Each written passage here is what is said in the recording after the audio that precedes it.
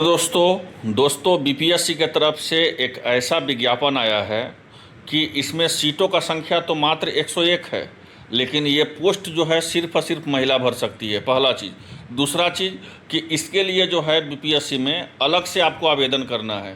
तो जो भी महिला बिहार के हैं, आपको पता है कि बिहार में महिलाओं का 35% जो है क्षैतिज आरक्षण है, तो उसका फ़ायदा उठाइए और इसका आवेदन आपको हर हाल में करना चाहिए। हम ऐसा क्यों बोल रहे हैं, क्यों करना चाहिए, तो सारा जानकारी हम आपको इसी वीडियो के माध्यम से देने वाले हैं। सारा चीज़ बताएंगे कि इसका पीटी का क्या सिलेबस रहेगा, मेंस का क्या रहेगा, साक्षात्कार का क्या रहेगा, कैसे आपको अलग से आवेदन करना है। आज 72वां बीपीएससी में इसका विज्ञापन दिया गया है जोड़ करके, लेकिन इतना जान लीजिए कि ये जो वैकेंसी है बहुत ही बेहतरीन वैकेंसी है और सभी महिलाओं की ऑनलाइन आवेदन करना चाहिए। ये सिर्फ और सिर्फ महिलाओं के लिए है, इसलिए सभी को पहले देख लीजिए। लेवल 9 का नौकरी है ये।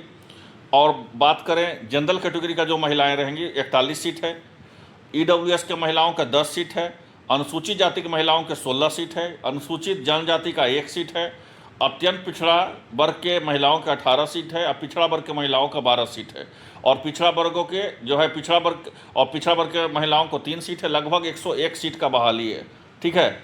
और इसमें स्वतंत्रता सेनानी वालों को भी पीछे नहीं रखा गया है, 2 सीट उन लोग को भी दिया गया है, समझ लीजिए। और उसके बाद दिव्यांग को भी जो है 4 सीट यहाँ पे दिया गया है। तो सबसे इम्पॉर्टेंट चीज़ है कि इसका आवेदन करने के लिए जो भी महिला आवेदन करना चाहते हैं, न्यूनतम आपको उम्र सीमा क्या चाहिए, तो न्यूनतम आपको उम्र सीमा 21 साल चाहिए।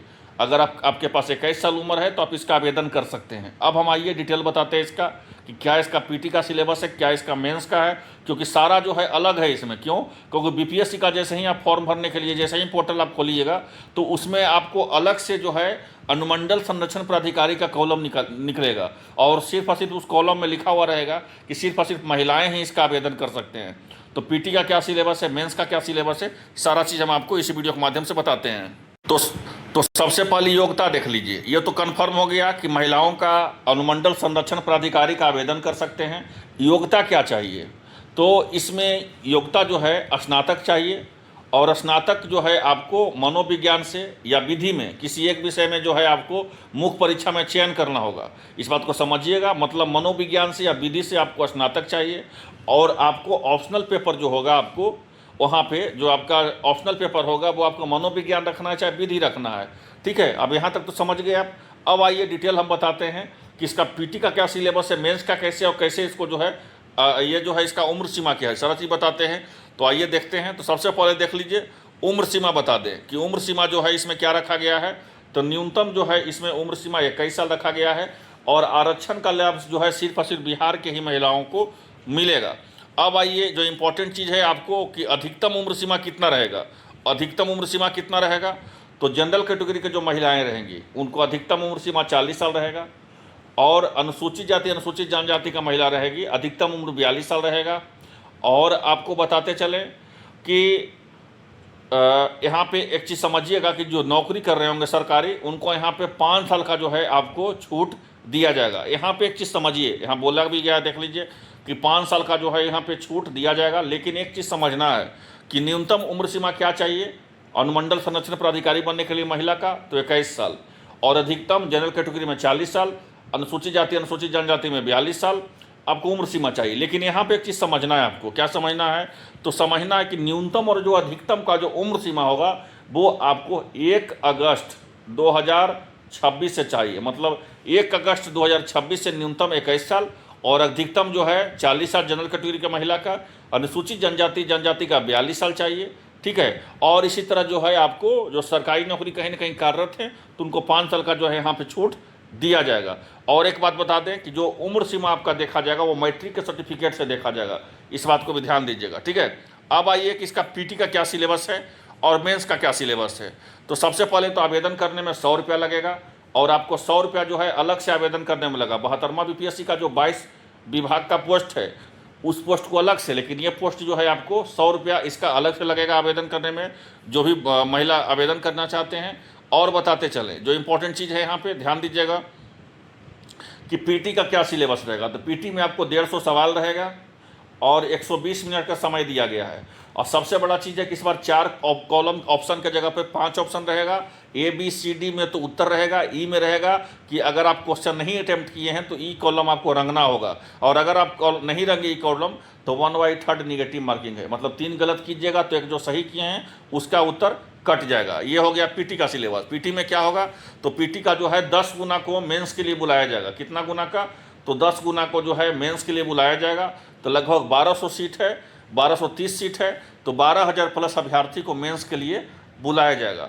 ठीक है, अब यहाँ पे समझना है कि सीटों का संख्या कितना है, तो सीटों का संख्या 101 है, तो लगभग 1000 प्लस स्टूडेंट को पीटी में सिलेक्शन यहाँ पे लिया जाएगा बाल संरक्षण प्राधिकारी में।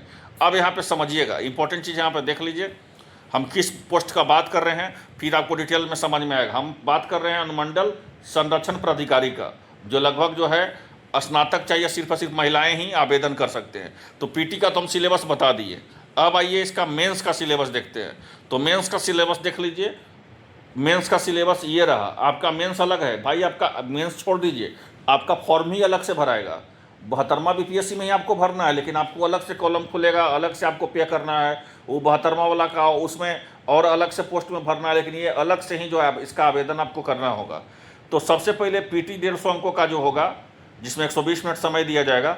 जब पीटी पास कीजिएगा उसमें 10 गुना को रिजल्ट दिया जाएगा पीटी में। जैसे ही आप पीटी में कट ऑफ निर्धारित किया जाता है, पीटी आप जैसे ही पास किए उसके बाद आपको मेंस देना होगा। मेंस में देखिए क्या नियम है, आपको बहुत आसान भाषा बताते हैं कि मेंस आपका 900 नंबर का होगा। कितना नंबर का होगा, तो मेंस आपका 900 नंबर का होगा। ठीक है, यहाँ तक तो समझ गए। लेकिन 900 नंबर मेंस देने के पहले एक शर्त है। क्या शर्त है, तो आपको हिंदी में कम से कम जो है 100 अंकों का जो हिंदी का पेपर होगा उसमें आपको 30% लाना है।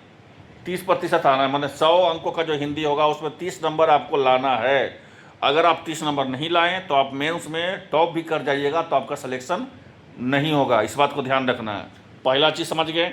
दूसरा चीज़ समझ लीजिए, जो इम्पोर्टेंट चीज़ है, जो इम्पोर्टेंट चीज़ है कि जैसे ही आप हिंदी में पास कीजिएगा, ठीक है, उसके बाद जो है यहाँ पे क्या होता है, परीक्षा तो शब्द एक दिन होगा आपको हिंदी का, एक दिन होगा जीके पेपर 1 का, जीएस पेपर 2 का, और एक दिन होगा ऑप्शनल का। लेकिन हम मेरिट का बात कर रहे हैं, जब आपका मेंस का रिजल्ट आएगा हम उसका बात कर रहे हैं। ठीक है, उस समय तो आप परीक्षा दीजिएगा ही। अब जैसे ही पीटी पास किए तो आपको मेंस में आप पीटी 1 का, जीएस पेपर 1, जीएस पेपर 2 और ऑप्शनल और हिंदी सबका देने का लायक हो जाइएगा। लेकिन आपको तो मतलब है रिजल्ट से, तो रिजल्ट आपका तभी आएगा जब आप हिंदी में आपको 30% अंक लाना होगा। उसके बाद जीएस पेपर 1 होगा। जीएस पेपर 1 300 अंकों का होगा। जीएस पेपर 2 देख लीजिए, जीएस पेपर 2 भी जो है 300 अंकों का होगा। ठीक है, और एक बात बता दें, ये दोनों फिर जो है जीएस पेपर 3 लेना होगा। जीएस पेपर 3 नहीं, एक ऑप्शनल पेपर भी जो है 300 अंकों का होगा।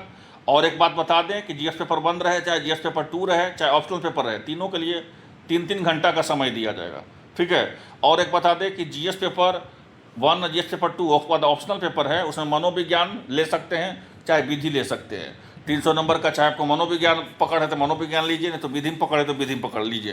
ये तीनों का हो गया तो 3 दिन 600 और 100 आपका ऑप्शनल पेपर। 900 नंबर का जो है आपका यहाँ पे मेंस होगा। मेंस हम बता दिए कि एक पेपर जो है 3 घंटा का होगा, 300 नंबर का होता है, तो 3 घंटा का मतलब 180 मिनट और 300 नंबर का आपका मेंस लिया जाएगा। ठीक है, मेंस जब आप पास कीजिएगा तब आपको जो है क्या किया जाएगा, और पेपर तो ये सब जानते होंगे, हिंदी अंग्रेजी में आपका पेपर रहेगा। ठीक है, और इसमें विशेष हमको जो था इंपॉर्टेंट, हम सारा चीज़ हमें इंपॉर्टेंट चीज़ आपको बता दी है। उसके बाद जो है आप क्वालिफाई किए, मेंस का 2.5 गुना को बुलाया जाएगा इंटरव्यू में।